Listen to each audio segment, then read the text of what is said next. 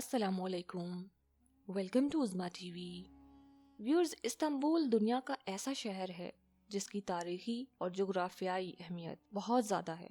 یہ شہر جب سے آباد ہوا ہے اس پر مختلف شاہی خاندان حکومت کرتے رہے ہیں، لیکن یہ بات بھی اہمیت کی حامل ہے کہ ہر دوسری ریاست کی نظر اس شہر پر رہی ہے اور اسی وجہ سے اسے بار بار فتح کرنے کی کوشش کی گئی اور فتح کیا بھی گیا۔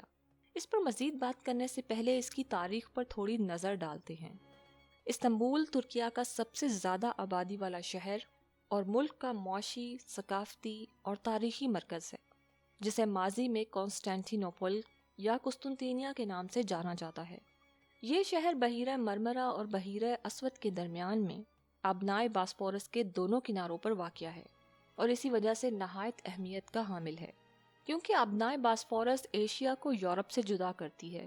اس شہر کا تجارتی اور تاریخی مرکز یورپی جانب ہے اور اس کی آبادی کا 1/3 حصہ آبنائے باسفورس کے ایشیائی کنارے کے مضافاتی علاقوں میں رہتا ہے۔ اس شہر کی آبادی 15 ملین سے زیادہ باشندوں پر مشتمل ہے، جو کہ ترکی کی آبادی کا 19% ہے، جس کی بنا پر استنبول کا شمار دنیا کے سب سے بڑے شہروں میں ہوتا ہے۔ یہ عالمی طور پر دنیا کا 5واں سب سے بڑا شہر اور یورپ کا سب سے بڑا شہر ہے۔ اس شہر کی بنیاد بیزنٹیم کے نام سے 7ویں صدی قبل مسیح میں میگارا کے یونانی آباد کاروں نے رکھی تھی۔ 330 عیسوی میں رومی شہنشاہ کانسٹینٹائن دی گریٹ نے اسے اپنا شاہی دارالحکومت بنایا اور پہلے اس کا نام نیو روم رکھا۔ بعد میں اس کا نام کانسٹینٹائن کے نام پر کانسٹینٹی نوپل رکھا گیا۔ وقت کے ساتھ ساتھ اس کے حجم اور اثر و رسوخ میں اضافہ ہوتا گیا اور آخرکار یہ شہر شاہراہ ریشم کا تارا اور تاریخ کے اہم ترین شہروں میں سے ایک بن گیا۔ 330 عیسوی میں قسطنطینیہ کے نام سے از سر نو آباد ہونے کے بعد یہ شہر تقریباً 16 صدیوں تک متعدد سلطنتوں کا دارالحکومت رہا، جن میں رومی سلطنت یا بازنطینی سلطنت 330 سے 1204، لاطینی سلطنت 1204 سے 1261، لیٹ لاطینی سلطنت 1261 سے 1453 اور سلطنت عثمانیہ 1453 سے 1922 تک شامل ہیں۔ اس شہر نے رومی اور بازنطینی دور میں مسیحیت کی ترقی میں اہم کردار ادا کیا تھا، تاہم 1453 میں فتح قسطنطینیہ کے بعد یہ مسلمانوں کا مرکز اور خلافت عثمانیہ کا دارالخلافہ بن گیا اور قسطنطینیہ کے نام سے 1923 تک یہ سلطنت عثمانیہ کا دارالحکومت رہا۔ اس کے بعد دارالحکومت کو انقرہ منتقل کر کے اس شہر کا نام استنبول رکھ دیا گیا۔ جی ہاں، ہم میں سے بہت سے لوگ سمجھتے ہیں کہ جب سلطان محمد فاتح نے 1453 میں قسطنطینیہ کو فتح کیا تو اس کا نام استنبول رکھا، مگر ایسا نہیں ہے۔ قسطنطینیہ کو خلافت عثمانیہ کے خاتمے کے بعد استنبول کا نام دیا گیا۔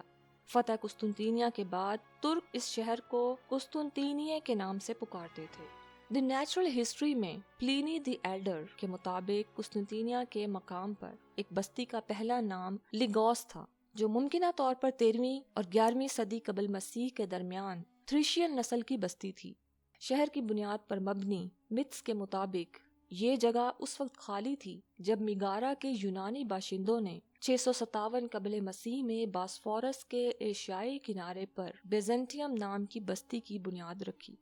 3 صدی عیسوی کے آغاز میں شہنشاہ سیپٹیمس سیورس نے مختصر طور پر اس کا نام اگسٹا اینٹونینا رکھا، مگر 235 میں پھر سے اس کا نام بیزنٹیم ہو گیا۔ بیزنٹیم کا نام رومن شہنشاہ قسطنطین I کے نام پر قسطنطینیہ پڑا، کیونکہ اس نے 330 عیسوی میں رومی سلطنت کے دارالحکومت کو بیزنٹیم میں منتقل کیا۔ ویورز، عام طور پر یہ خیال کیا جاتا ہے کہ اب قسطنطینیہ فتح ہو چکا ہے اور اس کے بارے میں جو احادیث بیان کی جاتی ہیں وہ پوری ہو چکی ہیں۔ کچھ اور احادیث ہیں جو کہ ابھی پوری ہونا باقی ہیں۔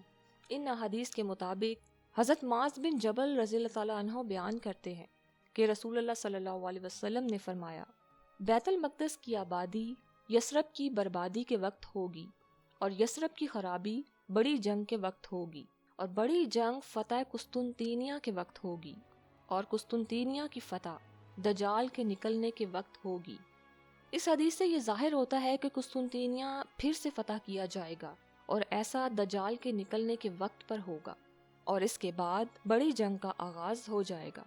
ایک اور حدیث کا متن ہے، حضرت ابو ہریرہ رضی اللہ تعالیٰ عنہ سے روایت ہے کہ رسول اللہ صلی اللہ علیہ وسلم نے فرمایا، قیامت قائم نہیں ہوگی حتیٰ کہ تم ایک ایسی قوم کے ساتھ قتال کرو گے جن کے جوتے بال والے یعنی چمڑے کے ہوں گے، اور یہاں تک کہ تم ترکوں سے جنگ کرو گے جن کی آنکھیں چھوٹی اور چہرے سرخ ہوں گے اور ناک چپٹی ہوگی، اور ان کے چہرے ایسے ہوں گے جیسے تہ بتہ ڈھال ہوتی ہے۔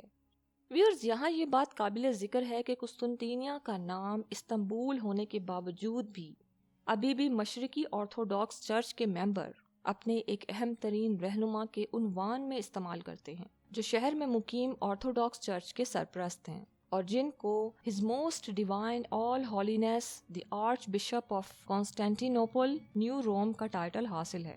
اس کے علاوہ یونانی آج بھی شہر کو کانسٹینٹینوپولی یا صرف شہر کہہ کر پکارتے ہیں۔ اگر قسطنطنیہ کی تاریخ دیکھی جائے تو اس پر زیادہ عرصے تک یورپ یعنی رومیوں کی حکومت رہی ہے، اور عثمانیوں کے ذریعے قسطنطنیہ کی فتح ایک ایسا خنجر تھا جو یورپ کے سینے میں صدیوں تک پیوست رہا، اور وہ قسطنطنیہ کو کسی بھی صورت میں واپس لینے کے لیے بےتاب تھے۔